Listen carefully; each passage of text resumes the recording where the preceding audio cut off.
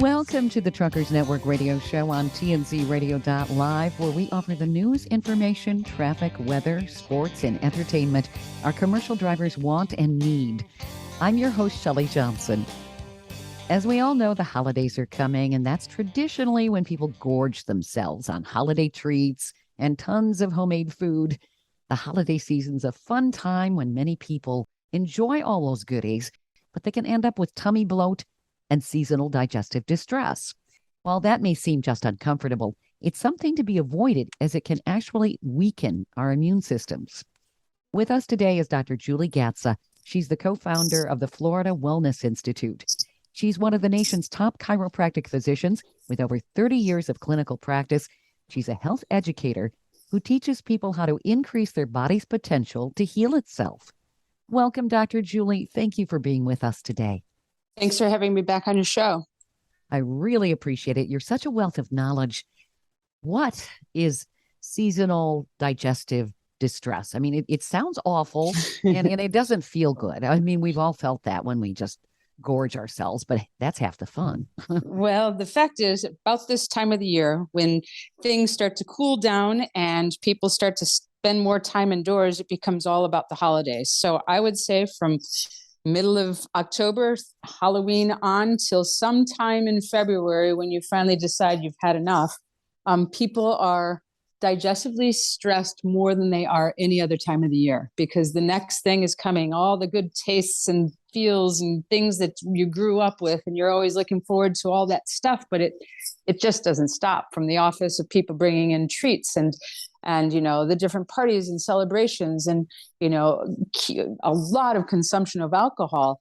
We really start to abuse the digestive system. So if you have any gas, bloating, indigestion, constipation, heartburn, acid reflux, all that simply is the body saying, hey, whatever you just put in, it's too much, or it's the wrong thing, or, you know, you've really gone off the norm on this one. And so what occurs is we don't absorb nutrition.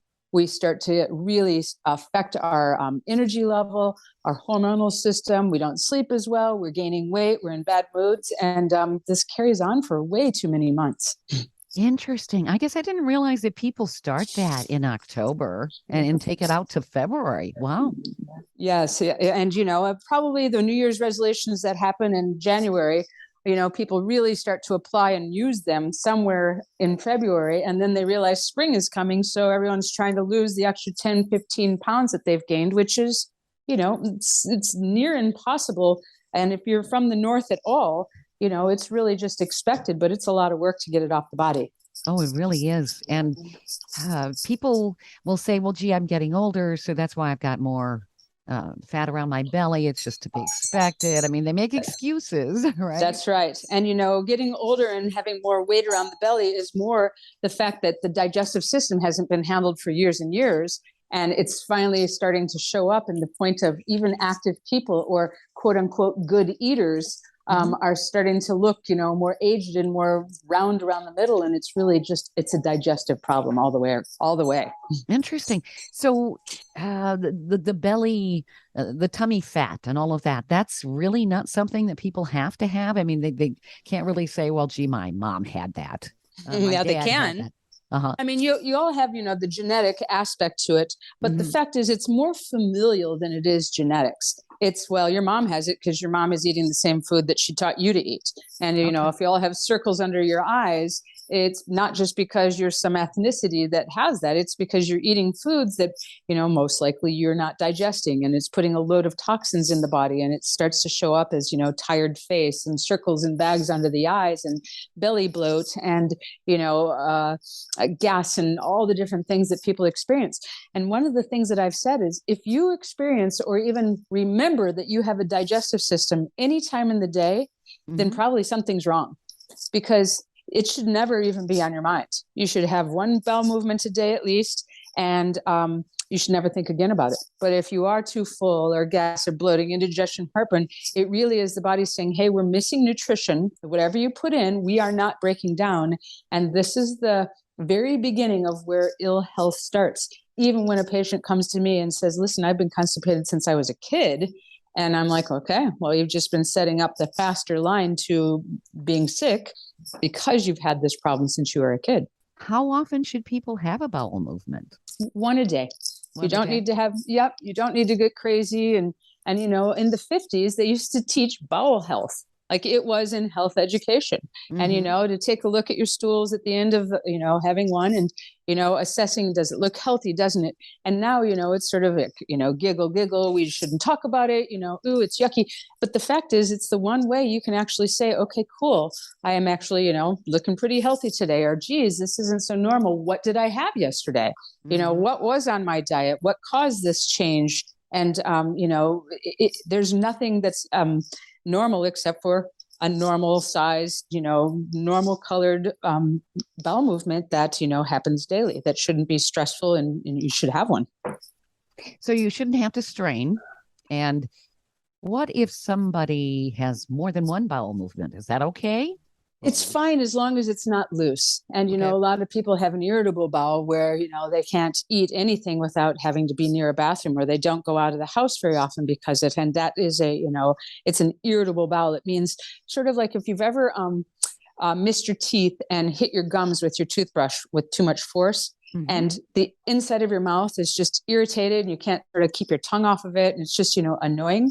Yep. That is how the inside of your intestine looks when you have any sort of irritability to it. And so it looks like it's been scrubbed with a toothbrush all the way on the inside. Wow. So this decreases how people absorb. This is decreasing how they're getting nutrition into the body. This is putting stress on the body in the immune system, because the immune system is constantly trying to battle anything that's not normal. And so now you have a system that's working at hyper alert, and it can only do that for so long until it wears out. And this is where, let's say, if diabetes runs in your family, now all of a sudden you start to have symptoms of that. If heart disease runs in your family, you're starting to have symptoms. If obesity or fatigue or chronic fatigue or, an arthritic condition, this is generally and almost always stemming from the digestive system first. And if that's not corrected, you will probably have what your parents have. Interesting. What causes irritable bowel syndrome? I would say mostly it's just food choices. And, if people are eating foods that really aren't of the norm, I don't mean that, I should say it, aren't of how we were taught way back when our grandparents were cooking. Let's say it that way. Heavy protein, lots of vegetables, steamed is best, some fruit, and all the treats and carbohydrates should be, minimal. And this is how we should be eating. But what happens is we've become a society that, it's carbs first and convenience and, microwaves and everything in a package, in a box, in a can. And, yes, it's okay to have Lunchables and give your kid that's supposed to be performing well in school. And have you seen what's in that? There's no nutrition in half the food that's in these kids' lunchboxes. So now we're expecting them to behave and get along and, pay attention and not be depressed and not be angry and, be smart and get great grades. And we aren't even feeding them real food. Yeah. So, we're all missing nutrition. And, I posted something on my Instagram the other day of a perfectly busy beach here in Clearwater. And every single person, it was a 1970s picture, every single person was slender. From the old to the young to the youthful to the grandparents. And if you blew up the picture, not one weight problem was on that. They didn't have the gyms we have. They didn't have the health food stores and the supplement companies throwing so much, things at us and, healthy this and power this. And the fact is what they had was real food. And they had digestive systems that were working better because they had real food. And now you take a look at our, any slice of our population here, at least in this country, and every single person has a muffin top. Every person is heavier than they should be. Now it's okay to, make heavy normal. I don't say it's bad from the point of, you're overweight. It's bad from the point of you will be unhealthy. It's coming. Yeah. And, it's not okay to let people think that it's okay to eat whatever you want and not be mindful of what type of food is getting put into your system and not exercise and take care of the one thing that, we'll have until the end of our day is our bodies. We take better care of our house and our hair and our, makeup and all these weird things that are just transient and a waste, when you really think about why don't you take care of this thing that you're in every single day, which is the body. Exactly. It's interesting when you're talking about those photos. I remember it was in the early 90s. I went to Ireland with my mom and my sister, and the people in Ireland were overall slender. Mm-hmm. Then I would see Americans walk in and they were bigger, much bigger. I was like, wow. And I remember visually thinking, what's going on in America? And that was in the early 90s. Yeah, it's been going on for a while. And, if you really take a look at, I'm in my 50s, and what food was food to us when we were kids was, like real food. We did have protein. We had, eggs and meat and fish and steak and all these good things that we had every single day. And the fact is, it's changed so much now that, the whole population looks huge. And I'm not talking tall. We're all, bigger than we should be. We're all 15 plus pounds more than we should be. And it's just not okay for the body. Yeah. What is considered real food? Well, I always take a look at it take a piece of fish and put it up against a box of French fries. That fish has enzymes, minerals, healthy fats. It has amino acids. It has vitamins. The box of fries has no protein, no minerals, no enzymes, no healthy fats. It's simply something that to our taste buds tastes good. It's a placeholder in our gut, and it's what we call unfood. And unfood means it's taking your nutrients that you are utilizing to be healthy and repair your body and make sure that you are doing well each day. And it's taking those nutrients to break down something that didn't give you any bit of food value or nutrition. Mm-hmm. So it's unfood because it's negatively affecting the body from taking the stores of nutrition that you've been trying to build up. And it's needed for emergencies and everything else, not to break down something that we're feeding our kids and ourselves, 3 to 4 times a week. It's interesting. You use the term food value. I remember when I was a child, Mom always cooked from scratch, and she used the term food value. And she would point something out that has no food value. I remember gorging myself when I was a kid on popcorn. She said, "You're going to regret that." She said, "That has no food value. It's indigestible." And oh boy, did I get sick. But she let me do it. She's like, "Okay, what have we learned?" Right. It's my mom used that same term, and we really, it was taught to us at that point, and we were, cooking from scratch as a general rule. And, McDonald's was something that we could have maybe once a month. And it wasn't any more common than that. So, I know there are places out there that are, on the road and trying to, make better foods, but, it's sorely lacking in general. And, I often think about the truckers in this sense, in this area where I go, what choices do they have? And, not having kitchens and, any ability to prepare their own meals, they are at the mercy of what's there on the road. So I'm always a fan of, hard-boiled eggs, even if you have to buy them at the local grocery store. If you need to, buy one of the already cooked chickens, maybe not the best of foods in the world from the point of, is it better to cook your own? But the fact is, it's better than lunch meat. It's better than grabbing, a sandwich every single time you're hungry. Maybe there somewhere is, an Asian place that you could order some steamed vegetables and some meat and some rice and, just keep it clean. Maybe there's a place that has clear soups and, rather than the creamy, hearty type stuff that's, just kind of tough on the digestive system. So I know there's ways around it. You just have to be a bit more willing to fill yourself up with that type of food as compared to the convenience, easy, satisfaction right at the moment. Sure. With convenience, there's a cost, not only in the price that you pay for it, but the price your body does. Yeah, it's so true. Mm-hmm. We're lacking digestive enzymes as a general rule. So even if we're eating well, we're having a hard time breaking down the good meals. And this is, because our soil has changed and our food's value has changed. And, so we're not digesting the foods as well, which in turn affects how healthy we are. So I've been proposing people take high quality digestive enzymes my whole career as a doctor because it gets the most bang for the buck every time they're eating. Mm-hmm. And, so if somebody's eating, not such great foods, taking good digestive enzymes help them break down even the toxins in the not such great food. Not to mention, if they're eating well, it's helping to break down the toxins there as well. Break down the nutrition in that as well. Sure. Great information. I can't wait to unpack more here, but we do have to go to break. We're talking with Dr. Julie Gatza. She's an expert on nutrition and ways to enhance our body's ability to heal itself. You're listening to the Truckers Network radio show on tncradio.live. Stay tuned for more coming up.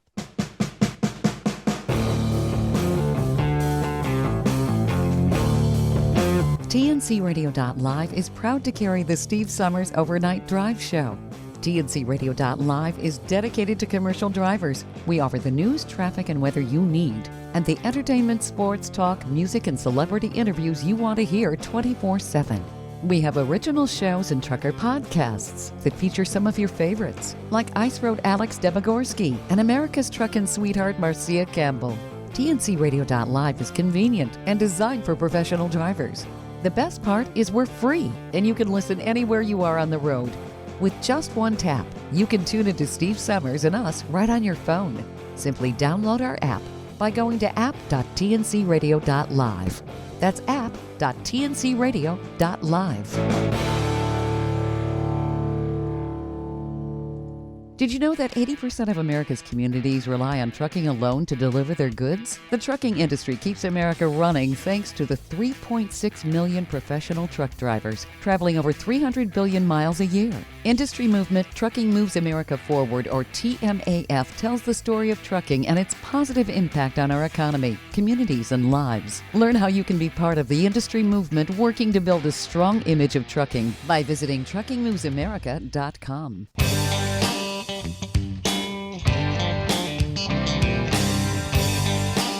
Welcome back to the Truckers Network radio show on tncradio.live. I'm Shelley Johnson, and I'm talking with Dr. Julie Gatza. She's an expert on nutrition and ways to enhance our body's ability to heal itself.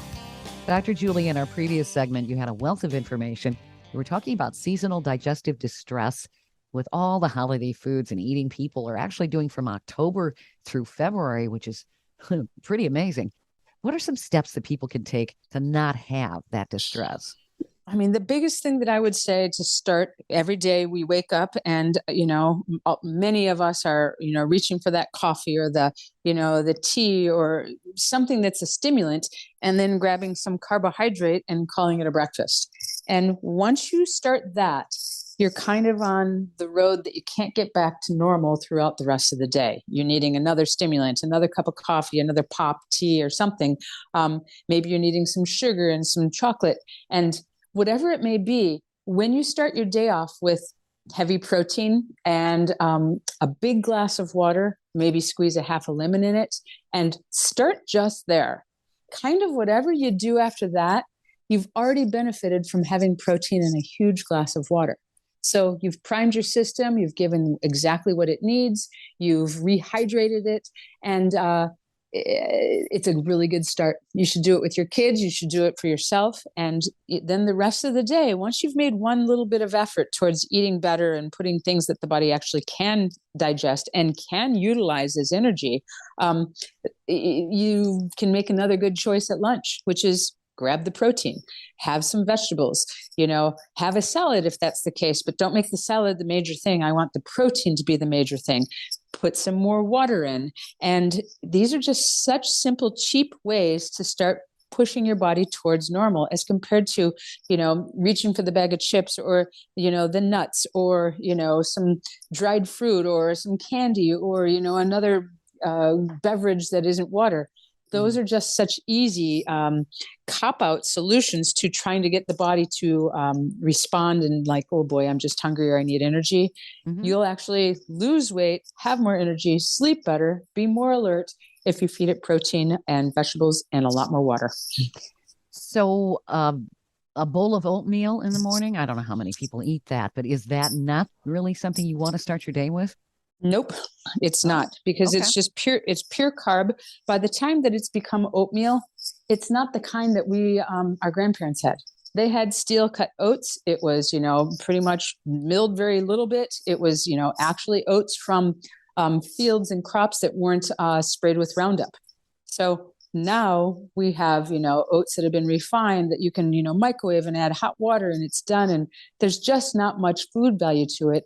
And it's very high in the pesticides. So, So, this is what we're feeding our kids. This is what, is called heart healthy and, has been, proposed that this is how you bring down your cholesterol. And I mean, for real, have an egg, have a piece of bacon, have some sausage, have last night's dinner, have a piece of chicken, have, a piece of fish. We don't have to have this normal American breakfast, which quite frankly, who wants to look like an American? We are not slender and looking quite healthy anymore. So let's go back to, some old school think, which is, stew for breakfast for the farm hands so that they had lots of energy to be able to go out and produce until lunch. Yeah. It's kind of interesting that we've been conditioned. And of course, certainly, I remember, my mom fixing oatmeal and that kind of stuff. Honestly, I've never liked cooked cereal, but I had to eat it as a child. But she would also, part of this is because I had food allergies and I couldn't have dairy products and so forth. She'd also fix me a hamburger, just a patty in the morning before I went to school. Yeah. I mean, I have lots of patients that have done the same. And keep in mind, the grains weren't so altered when we were kids. So, when we were eating whole wheat bread, it really was decent whole wheat bread. It did not have so much of this glyphosate on it that is in the weed killer, which is Roundup, which pretty much every grain in this country has it in it. So, it's just changed. And, taking a look at our kids now as compared to, what we looked like as kids. I mean, it is a complete difference in the body shapes and, the health aspects of, then until now. So, how do we fight that? We can't go and change every single piece of soil and start fighting, the big food companies that are, proposing all this, but we can get ourselves a little smarter on what it is daily that we do make choices for. And, I've been 31 years doctoring and I haven't had to have all my patients eat organic food to get them healthy. I just had to have them have some of these basic principles. Now, if somebody really does like their bread and their cereal and so forth, is organic a good way to go to get away from the Roundup Ready type? It's better. Yeah. Yeah. It's better. It's still around, but, it is better for the body. The other thing is I mentioned enzymes in the past. So when people are, wondering how the heck can I do this without, too much effort? What is it that I could just buy to actually, mitigate some of the things that I don't want to change any bad habits for? And I would say, buying a high quality digestive enzyme, the one that I use is called Absorbade. And not only will it break down a meal that's a smart, mindful, good meal that you want all the nutrition wrung from it, but it will also help you break down not such a great meal so that you can get some of the nutrients from it. And you can also get the toxins moved out of the body quicker when you take digestive enzymes, because it will break down the proteins, the fats, the carbohydrates, even the dairy products. And it's the unbroken down foods that are causing the irritation to the intestine, that's causing constipation and acid reflux and indigestion. And the more enzymes that you take, the better off you'll be in breaking down those toxins. They talk about acid reflux a lot. What are the symptoms of that? It's basically when your food is fermenting and rotting in your gut because you can't break it down because we aren't making enough enzymes. And so it's starting to seep up into the esophagus. And there should be a valve in between the stomach and the esophagus, but when it's not working as well, when you've got acid coming up into that, it starts to irritate this. So people get heartburn, they're burping a lot, they've got a burning feeling that's happening. And when you start to get this fermented food, you increase your chances of esophageal cancer because that food is up there and it shouldn't be there, this burny, acidic type food.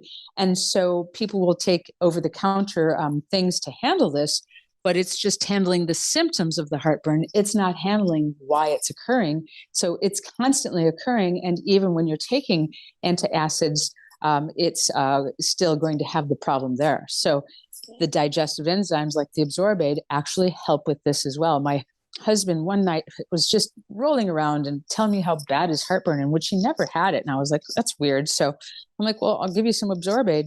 He takes it, and 15 minutes later, he was like, do you really think that helped? And I started laughing. I'm like, really? Did you just say the same thing that our patients have been asking us for years? And I laughed because he couldn't believe, after, hours of experiencing this indigestion and acid reflux, he was better in 15 minutes. And it simply had broken down what was occurring in the fermentation and, the acidic system in his digestive system. Interesting. So should people worry if they burp? Because that's kind of normal, isn't it? Or not? Nope. It is not normal. It's very common. But if you're burping, it means 1, you ate something you didn't break down. 2, you ate too much.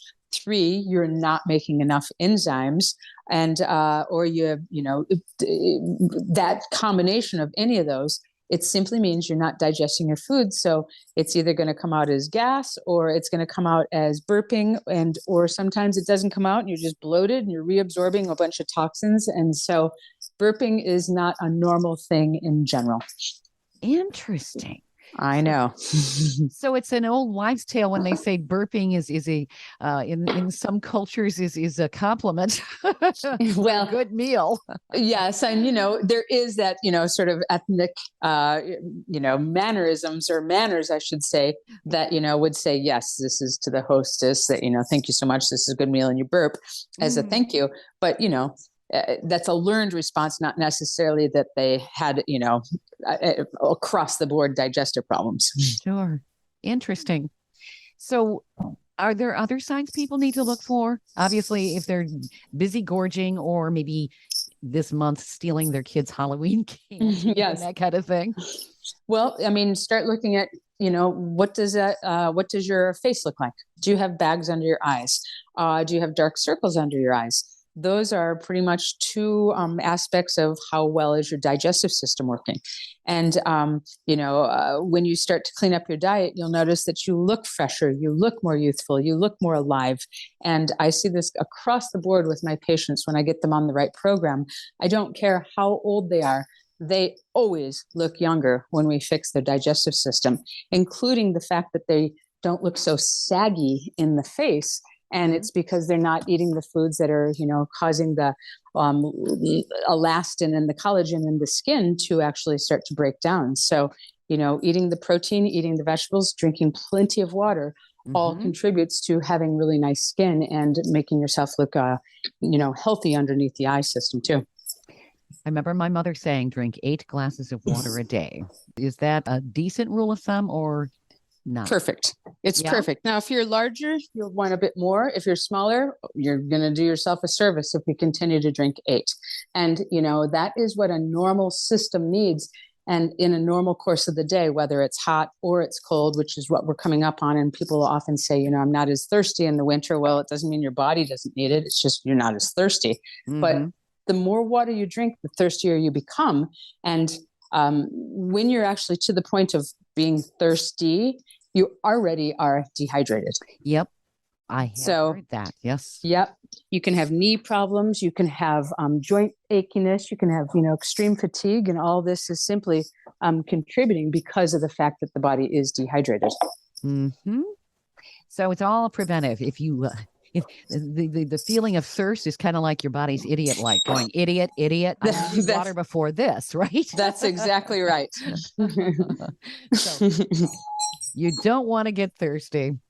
Yeah, and it's amazing. We don't know when we're being dehydrated. I remember going out to Nevada probably 10 years ago, walking around, and I had a bottle of water, and a friend of mine said, you need to be drinking that before, because it's really dry out here, and you're actually sweating this, and you're not feeling the sweat. And I said, you have a point here, but you aren't aware of it.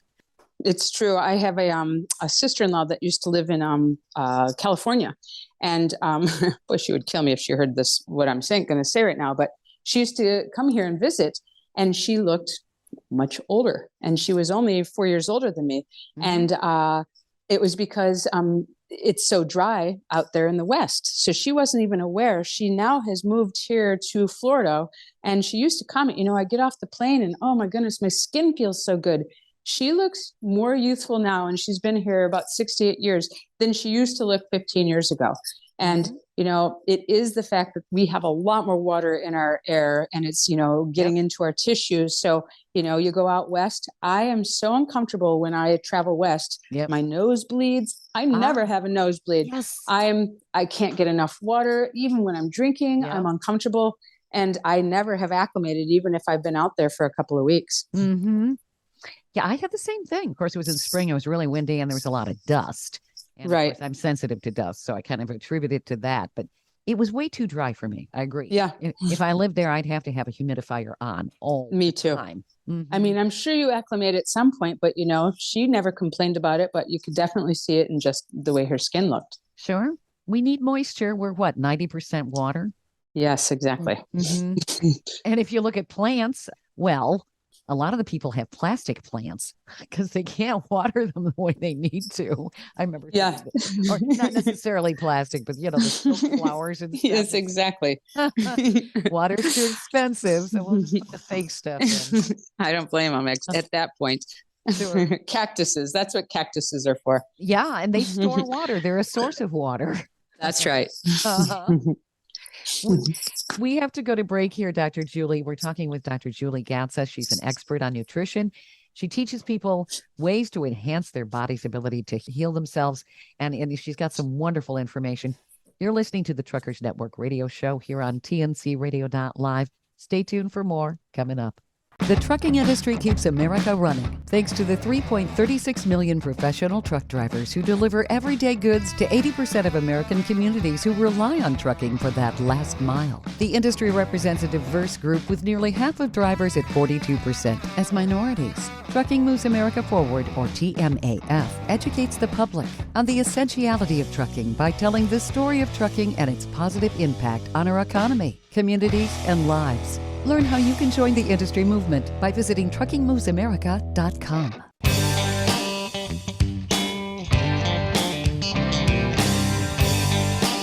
Welcome back to the Truckers Network radio show on TNCRadio.live. I'm Shelley Johnson, and I'm talking with Dr. Julie Gatza. She's an expert on nutrition. She's telling us ways to help enhance our body's ability to heal, especially our digestive tract.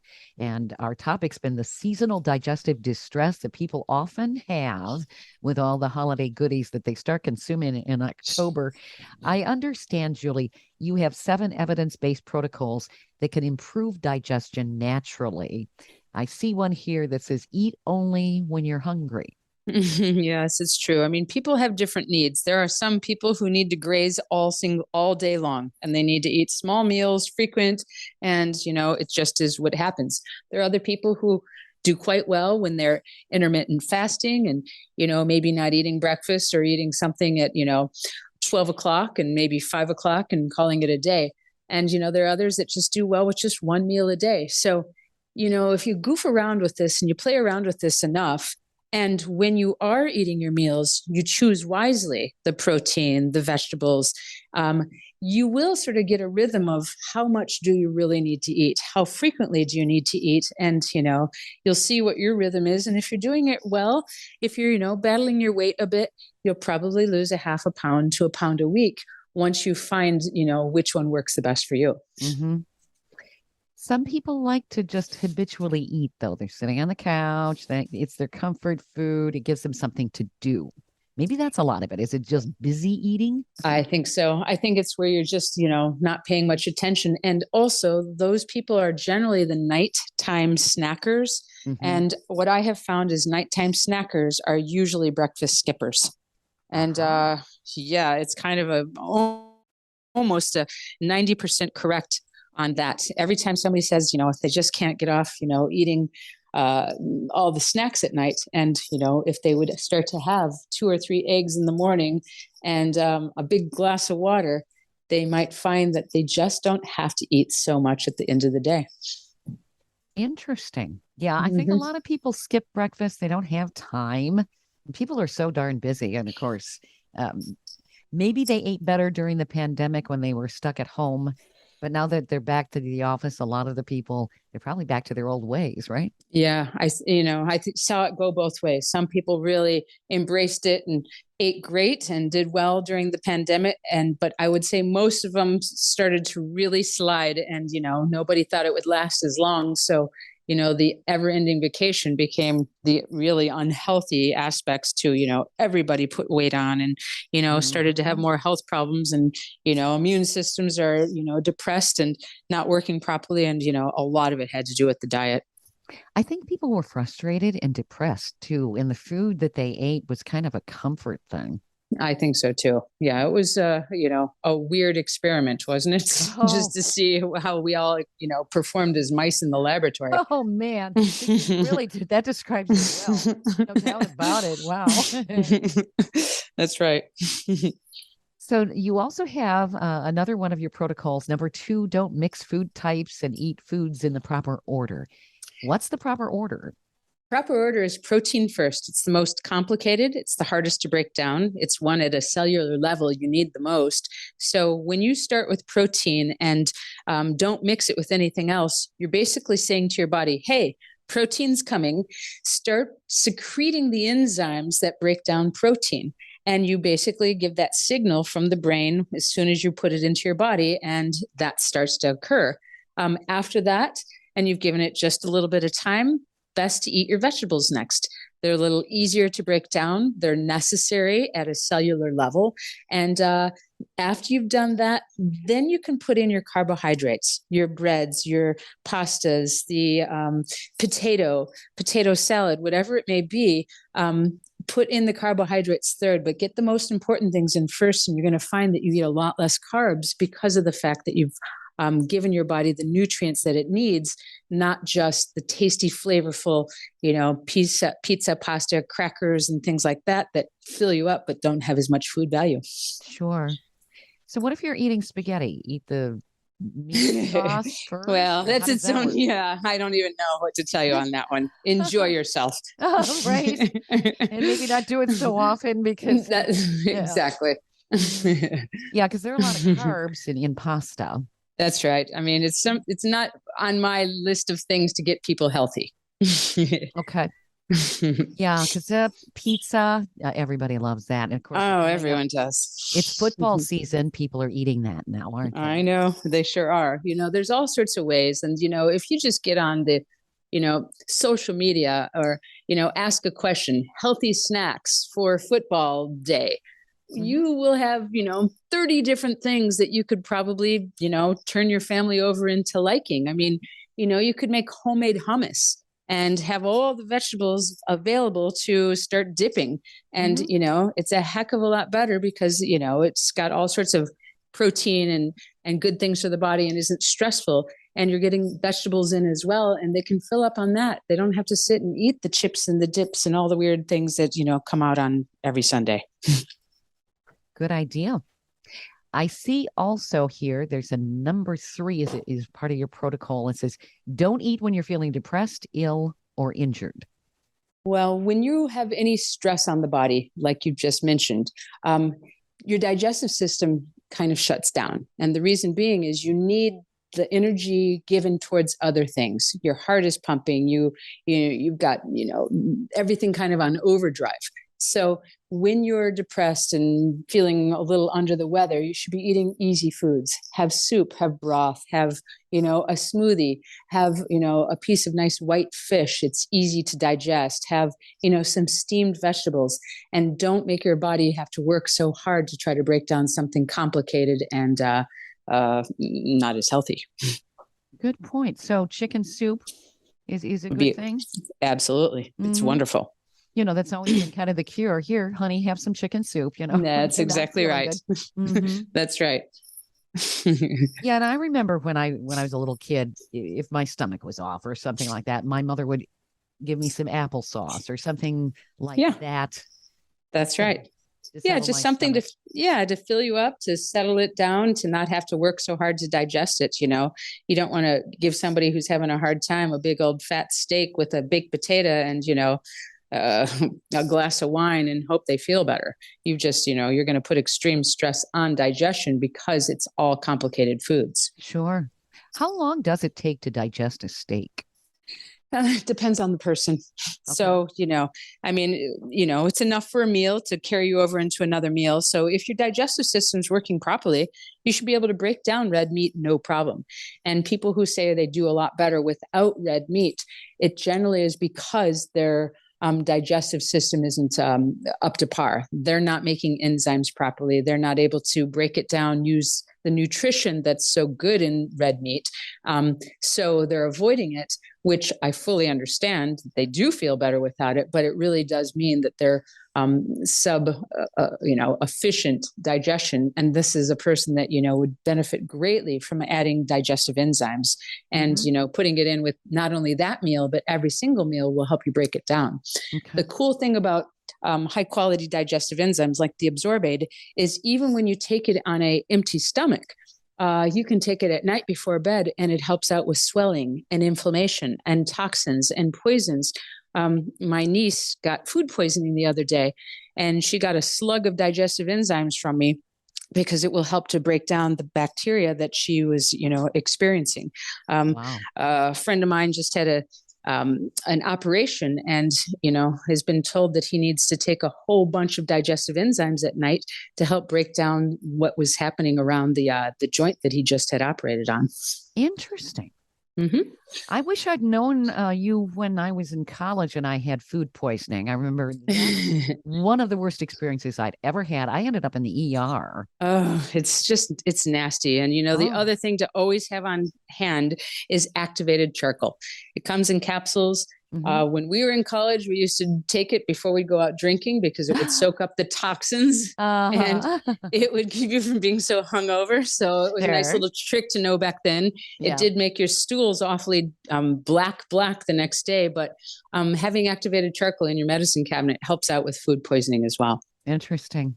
Yeah, I remember feeling like crap for about 2 weeks. Yep. 18, and it was just awful. And there was only certain stuff that I could eat. And it was, ugh. Yeah, no, you have to then, you're hypersensitive at that point. So she's been eating a lot of clear broth soups. That's what we've been making around here. Oh, yeah. Makes sense. Mm-hmm. I see number 4 says chew 22 times, and that includes protein drinks. And that's because chewing itself starts to stimulate your digestive system, releasing these enzymes. So even if you just, mimic chewing the protein shake, it starts that action.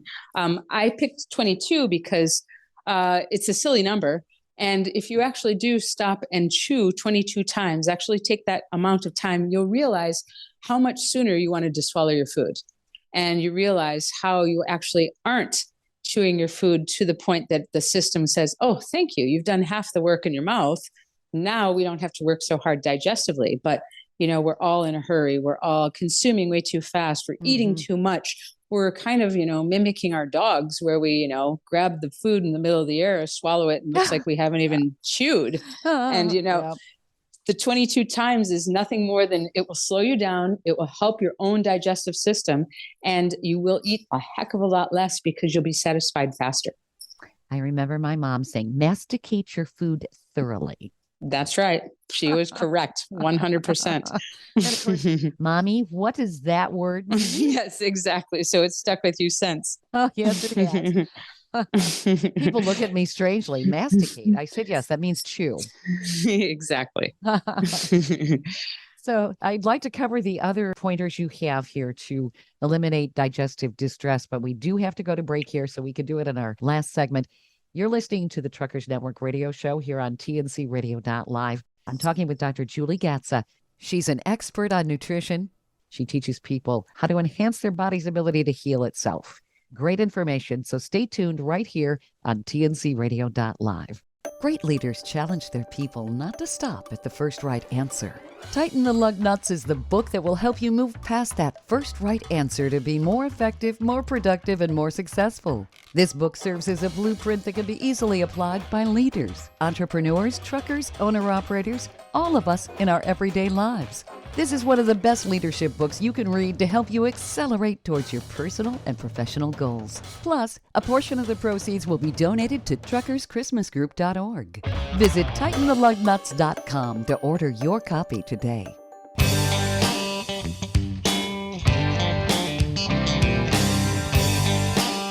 Welcome back to the Truckers Network Radio Show here on TNCRadio.live. I'm your host, Shelley Johnson, and I'm talking with Dr. Julie Gatza. She's been educating us on how to eliminate seasonal digestive distress, which so many people suffer from, especially around the holidays.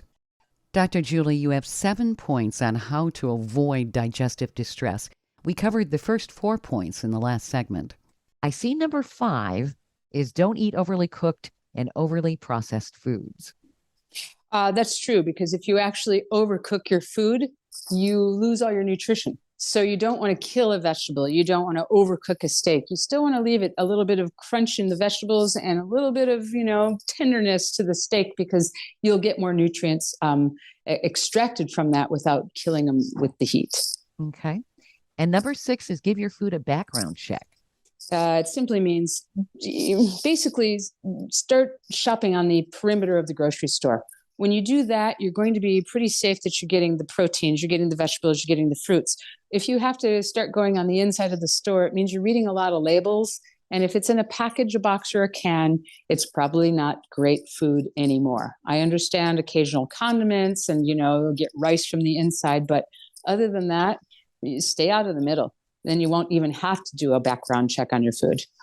Good idea. Mm-hmm. And number 7 is use spices and natural digestive aids to break down what you eat.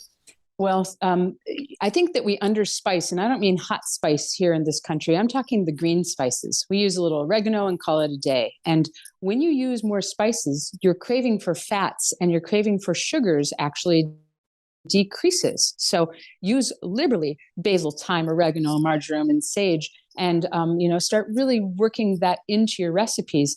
I would say stay away from the hot and spicy. If it burns your tongue, it also burns your intestines. So you don't want to overdo that, and a lot of people do. There are also a lot of spices that aid in digestion. Oregano is wonderful for the immune system. It aids in digestion. Peppermint aids in digestion. You've got ginger that also helps digest your food. So a lot of these things on the sides of the plate, the parsley, those are things that actually were developed way back when to allow us to get more value from our food. And that's not just decoration. Interesting. I didn't know Mm-hmm. that. Mm-hmm. Where do people find you, Dr. Julie?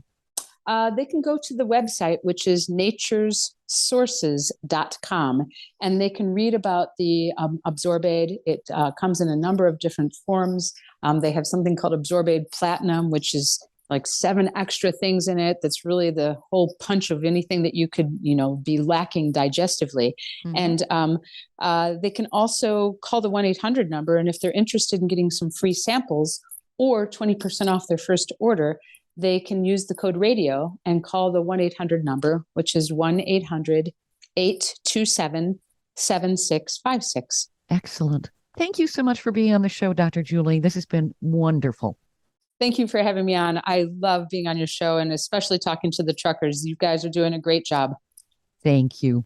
You've been listening to the Truckers Network Radio Show on TNCRadio.live. Stay tuned for more coming up.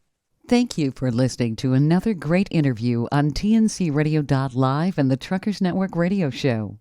All of the material you hear on TNCRadio.live on our website, our broadcasts, or our podcasts are copyrighted. There can be no distribution without the express consent of TNCRadio.live and its partners. For inquiries, write us at info@tncradio.live.